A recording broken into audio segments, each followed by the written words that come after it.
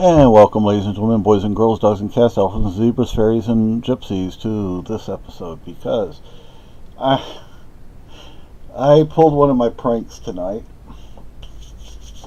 I don't think the person understood what I was saying or doing, which is good.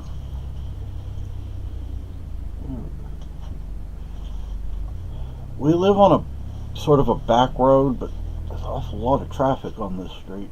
Anyway, so I walk up to this guy in Keene. I think it was on Mechanic Street, and say, "Excuse me, can I use your mirror real fast?" Oh my gosh, I look awful, don't I? He looked at me like, "What? And what the H are you talking about?" And I just said, "Thank you," and kept walking. I like doing that to people when the wife or girlfriend, whatever, and I go into it. Doesn't have to be Keene, but it can be Keene. It can be any larger town. It wouldn't work very well in this town because people just drive through. You don't. I wish people would stop because we have shops here in town, and wish people would stop and visit. But anyway, what I'm going to do is I'm going to start to cross the street.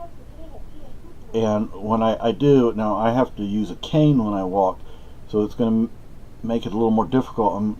When I get in front of a car, I'm going to get really close, like really close.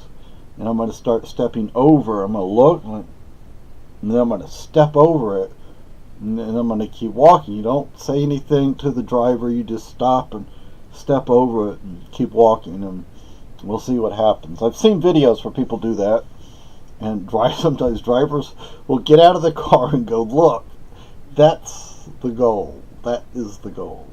So we shall see. So when you walk up to somebody, you say, "Excuse me," and you say, "Can I see your mirror?" Or "What is that?" And something just to get their attention. Oh my gosh, look at me! I look awful. So, or you could do it when they're in a car. Somebody's in a car. You look at their window and you're like, "Oh geez, what happened to me?